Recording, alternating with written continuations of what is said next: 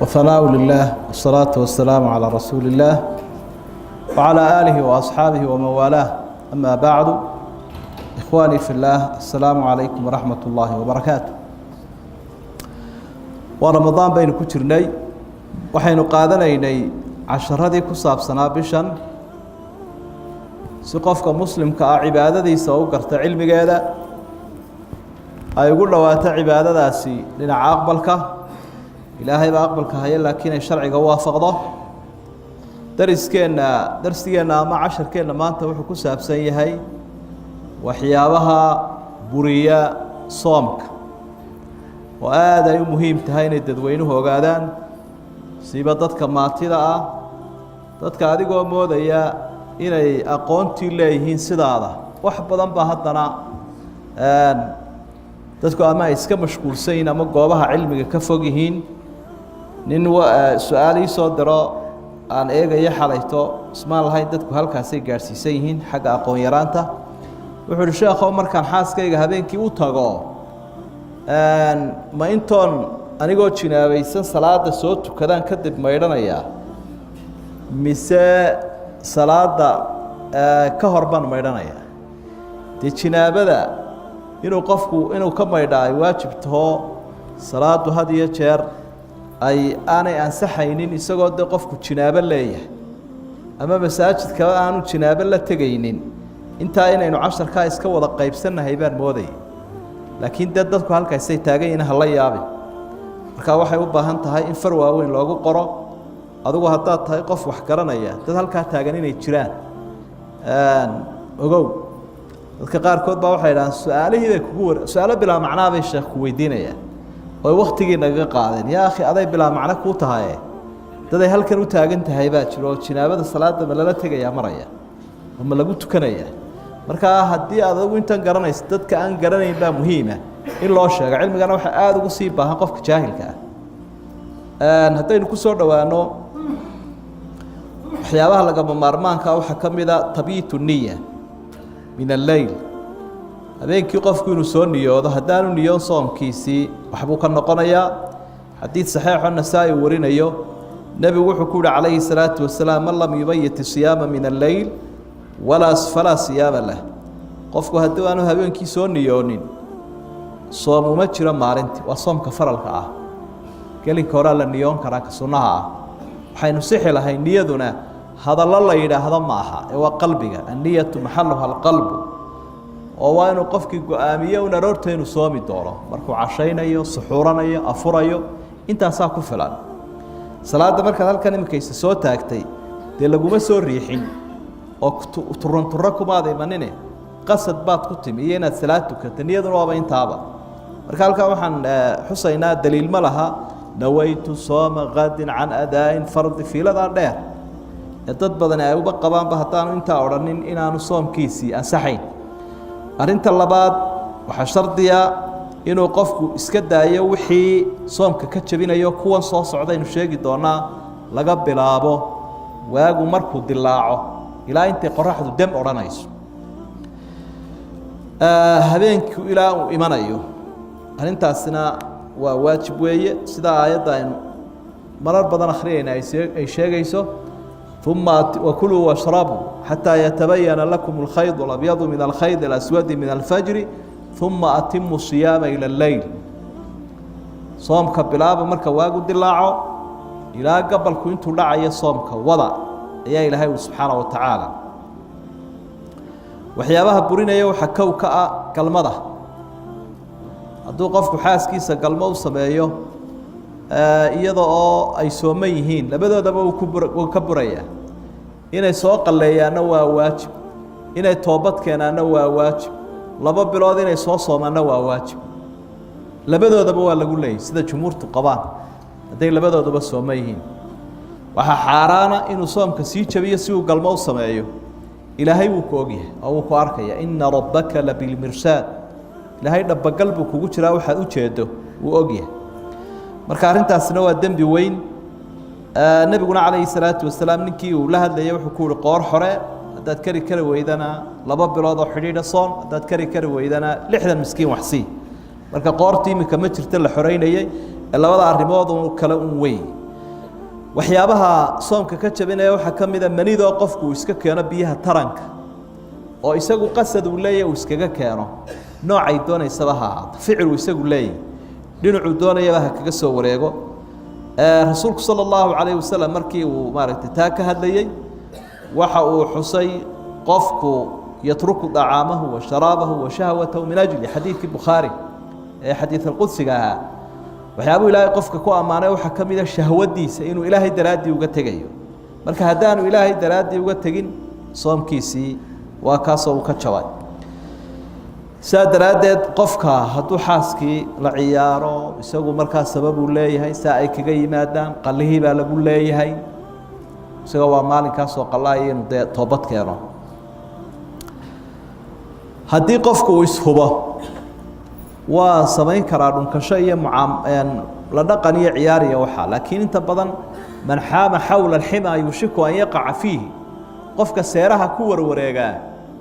khatar wuxuu ugu sugan yahay inuu ku dhaco baasha nafina waa daciifa waxay gaari kartaa meel aanad qabanayn marka albaabku haynoo kala xidhnaado halkaa qolo waliba gaarkeeda u khalaaweynaysa عائشة وحي لذا كان رسول الله صلى الله عليه وسلم يقبل وهو صائم ويباشر وهو صائم ولكنه كان أملككم لإربي بخاري مسلم باوري وحان تاكو جرين وحان لا يقان احترامك ظهر كيس يحضو قفك بي تران كاكي مادان صوم كيس يحبا من نقنايا وحبورين يا صدحات عنيستا إيا عبتانك قفكو يساقو أو كسايا oo aan macnaha la qasbin oo aan isilowsanayn isagana soomkiisa waa jabaya sida ilaahayba aayadda de cunitaanka joojiya waagu markuu bariyo haddii laakiin arrintu ay u dhacday isagoo aan u kasaynin soomkiisa waxba ma noqonayo qofka cuna ee cabba isagoo isilowsan soomkiisa ha dhammaystira buu nabigu calayhi salaatu wasalaam ilaahay baa raashin iyo sharaab siiyo jaanis buu ka faa'iidaystay lagulama xisaabtamayo qofka wixii aanu awooddiisa ka baxsan waxyaabaha qofka soomka ka jabinaya waxaa ka mid ah haddii uu dee biyi sanka iskaga shubo xadiidkii laqiid waxa uu nebigu ku yidhi wabaaliq fi listishaaqi ilaa an takuuna saa'iman inaad sooman tahay mooyaane biyaha sanka fiif dheh si aad xaggaa sare u soo maydho markaad weysiisanayso laakiin qofku markuu sooman yahay biyaha fiif odhan maayo intaasoo kubuu maydhaya markaa wixii la odhan jiray sankoo biyaha lagu shubo iyo afkiioo lagu shubo inay isku mid yihiinba halkaa laga faa'iidaysanaya oo laga qaadanaya culimadu waxay leeyihiin waxa la mid ah cunitaankan iyo cabitaankan wixii qofka tamar u kordhinaya dhiiggii uu isku shubay gluukoostii uu qaatay dawooyinkii faytamiinka ahaa ee qofka xoojinaya tamartiisa cunitaan unbay xisaabsan yihiin culimada qaarkood waxay ka dhigaan waxyaabaha buriya soomka inuu qofkii istoobo iskuma waafaqsana laakiin waa madhabaha qaarkood markaa inaad iska daysaa fiican oo aanad dhiig iska shubin oo aanad istoobin khuruujan min alkhilaaf adigoo khilaafka ka baxaya waxa soomkii toddobaadoo jebinaya inuu ka soo baxo ruuxii dumarka ahayd dhiiggii dhalmada ama caadada way umushay hooyadii soomanaydba iyadoo laba kalifinoo heerkaa markay taagan tahay inay iska afurto ay tahay ila hooyo uur lahoo u dhowaato inay dhasho waa la garan karayaa dhibkeedu halkuu gaadhsiisan yahay sharcigu kuma kalifin inay soonto ee waa inay iska cuntay soo qallayso laakiin hadday dhacdaba in dhiiggii dhalmada uu ka soo baxo ama ilmahaba uu kasoo horreynayey soomkeedii wuu jabayaa inay soontaana ma ansaxayo sidoo kale dhiiggii caadaduna waa la mid daqiiqadii maalinka u dambeeyey shantii mirre u dambeeyey maalinkii ay soo soomanayd ayuu dhiiggii caadadu ka yimi qad badala sawmuha soomkeedii waa jabay nebigu calayhi salaatu wasalaam dumarka markuu qancinayo wuxuu lahaa alaysa idaa xaadat lam tusalli walam tasum xadiidkii saxiixu lbukhaari ku sugnaa nuqsaanu diin waxaa ka mid ah dee ninkii isagiiyo soomkii wadunbay gabadhii kolba uu ka jabayaa wakti uu cibaado ku qaadan karaya iyadii ka maqan markaa kolka ay dhiiggaa dhalmadu ka socdo inaanay dhiiggaa dhalmada iyo kaa caadadu inaanay soomaynin oo aanay salaadana tukanayn buu nebigu sheegay calayhi salaatu wasalaam xaydkiina wuxuu la mid nifaaskii macnaha waxa iyaduna la mid oo sideedaad oo soomkii ka jabinaya qofka inuu go'aansado inuu iska afro niyatul fitr saacada laga bilaabo waabana furay buu dhaaro waa jabinayaaba soomka hal ay soo dhigo qasad uu go'aan buu ku qaatay dee niyadiisii buu joojiyay niyadiisii hore soomka uu soo socotay wuu buriyay waa rasuulku wuxuu sallallahu alayhi wasallam inama al-a'malu bin-niyat amalka waxa lagu tixgeliyaa inama sihhatu al-a'mali manudatu bin-niyat amalku niyad buu ku ansaxaa niyad dee niyadii waa kansal gareeyay meeshuu ka saaray soomkiisa waa kaga jabaya soomku waxyaabuhu kaga jabaya waxa kamida ilaahay baynu ka magan galnay qofkii inuu gaaloobaba diintu caayay ilaahay buu caayay rasuulku caayay afka intuu kala qaaday buu edab darro weyn oo inta la egsamay qul abillahi wa ayatihi wa rasulihi kuntum tastahzi'un qad kafart la ta'tadiru qad kafartum ba'da iimanikum ilaahay wuxuu ma ilaahay ya ayadiisi rasuulkiisa ku dheeldheelaysa markaas aad leedihiin waanu iska kaftamayna uma aanan ka saynin waa gaalowdeen buu ilaahay waxba cudur daaranina waa qof ku jeesay rasuulka iyo ilaahay iyo aayadiis ku afka kala qaado caayna maxaad u maraysa uu ka sii weyn idan waxa ridada la yiraahdo ama islaamka laga noqdo laga baxo qowl iyo ficil iyo qalbi mid kastaba ha ahaatee amalka uu qofku ku dhex jiro way kala goysaa ilaahay baa ilaa in ashragta la yahbatanna amalu hadaad gaalnimo ku dhacdo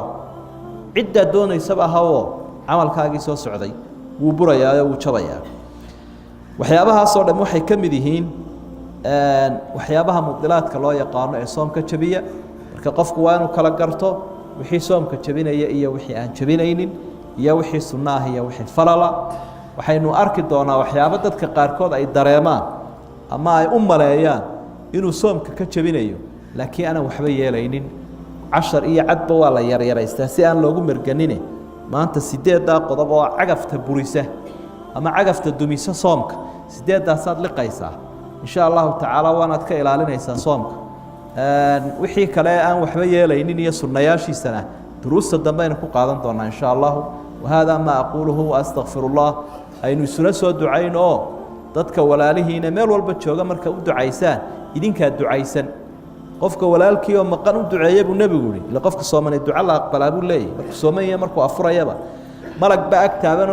agtaagana wuxuu leeyahay ilaahay ducadaha ka aqbala adiguna intaad walaalka ugu ducaysay in la eg baad leedahay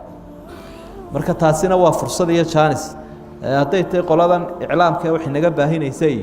inaga dhamaanteen iyo dadkeena maqan iyo ummadda islaamka dhibku haysta iyo macna hankeenu uu yaraanay kaligii haan laha noqon aduguna hantaada qoro ha ku shubanin ducada dadkoo dhan wada gaarsiin la wax lacag oo kaaga baxaysa ma jirtee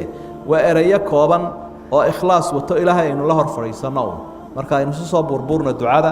jazakumullahu khayran والسلام عليكم ورحمة الله وبركاته وتقبل الله منا ومنكم صالح الأعمال يا منزل الآيات والفرقان بيني وبينك حرمة القرآن اشرح به صدري لمعرفة الهدى واعصم به قلبي من الشيطان